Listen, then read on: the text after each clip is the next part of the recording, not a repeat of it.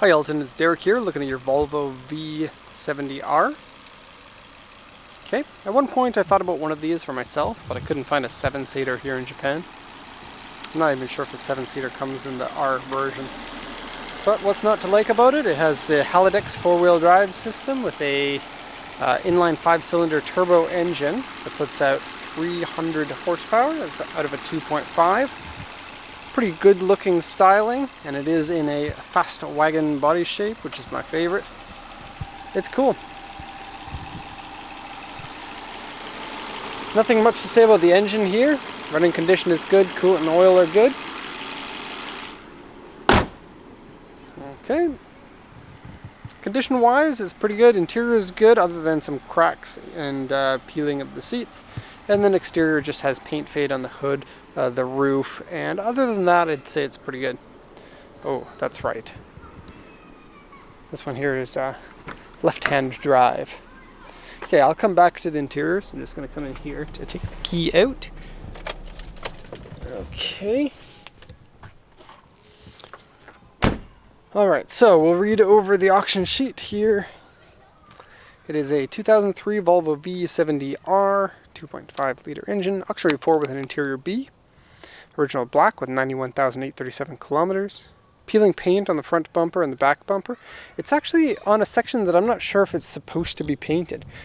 There's this removable strip piece that looks like it's body color inside there. It's been painted on top and the paint has peeled off of it.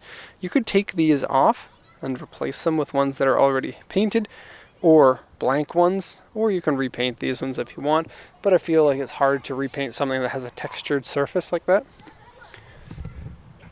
Okay, so it says electric door mirror on the right side doesn't work. It actually does, but for some reason they're opposite. When this one is in the out position, that one's in the in position. I'll actually have to push that one out in order to see what happens, because the drivers otherwise won't be able to drive that to the port. So usually with the door mirror you can click it back into place, but it looks like this one doesn't have a click. And so probably what happened was one of them had been hit in at one time, and then the car forgot whether it was in or out, and pressing the button turns it to the opposite setting. So probably can be fooled around with in order to get it right. Okay, interior dirty and wear. Wheels scratched. Body has paint fade on the upper sides. Various scratches, dents, and repairs. W2 on that side. To me it looks pretty good. I'd say that the body I'm pretty happy with. Windshield here, you can see a lot of cracks in the windshield gasket, and along this one here, paint fade on the roof there, behind the windshield, and this little strip here on both sides. Okay, we got a scratch in there, but a crack on the one on the other side. I'll do a quick little once around here. I love the wheels. And I love the big brakes. And I love that they're not painted like red or something, so they're there for you if you look for them, but they're not standing out. And you can like standing out brakes, but I think there's something cool about being a little bit hidden there. You know, if you painted them yellow, everybody would be able to see them. Okay, gorgeous body lines on this. In fact, I'm really liking the new Volvo wagons. I don't know what they're called. V90 maybe?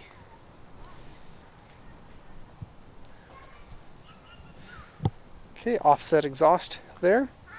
And I think the station wagon body is probably going to help with the more neutral handling for front wheel drive bias drivetrain, because the Halidex works as front wheel drive until it loses traction. And so the more weight that you have on the rear, the less, or the more benefit you're going to get out of the traction when it kicks in. Hence why a Porsche 911 can accelerate and decelerate so quickly. I'm throwing that in for you, Elton. Okay, front end has nice clear headlights that look really gorgeous. That's good. A subtle little R badge there for you. Fog lamps. Okay. Little wipers for the headlights. Some days, I'm telling you. Paint faded there. Okay. Now going down the side, we're looking good, good, good, good. Alright, now there are a few scratches that have been touched up with touch-up paint. One of them is here, another one of them is here. And then the peeling, there's peeling on the back section right here and here. It's the same thing, this insert, and then the one on the front as well. Rear spoiler. Looks like it's actually functional. And Volvo, unlike basically any of the fast wagon companies, actually has some racing pedigree. And so that's authentic race car spoiler there. Into the back, a little bit sad that there are not extra seats in here. That holds itself up, that's nice. It has a gorgeous black and orange interior that I quite like, because Volvo's kind of like a grandfather's brand. Having the orange gives it more of the, sports car feel that it really should have. Okay. It's a sturdy mat too, very good. Flip down seats. Let me see. Can you flip them down from here? I don't know. Probably can, but I don't know how. Dog nets. That's cool. Alright. So, we're going this side. So, orange and black. Looks cool. It might be difficult for the camera to really get the color of this, but the fabric is more orange than it is beige. Most people are accustomed to kind of like a beige-ish or like a saddle color for the leather. This is like that, but more orange. You might have a little bit of trouble finding a products to repair the seats for this color. Might have to go with Volvo specific parts. These door cards are nice. This is a little bit small to put your fingers in, and it's a little bit sharp on the inside, but I guess you get used to it. This is a real piece of brushed aluminum. Very cool. Okay. Really good looking interior for a vehicle of this age. I like it a lot. It's really easy to like the Stagia or the Legacy or the Legnum fast wagons, but none of them come close to this for an interior appointment. So lots of little cracks in the seat here. That's not so bad. The passenger seat has a bigger crack, and it looks like it'd be harder to repair. Otherwise, you just need to dye most of it back and condition it.